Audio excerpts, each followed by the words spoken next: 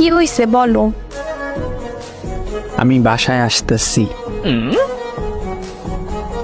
না থাক, আশা লাগবে না, এই ঠান্ডায় গোসল করতে পারবো না।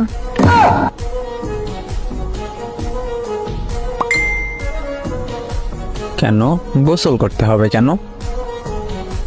আরে গতবার এসে আমার জ্বর বানিয়ে দিয়ে গেছো। কেন গোসল করছো কেন?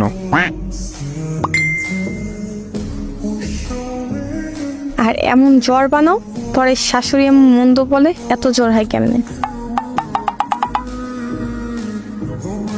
আমি তো আর বলতে পারি না তার ছেলের জন্য সকাল সকাল গোসল করতে হয়।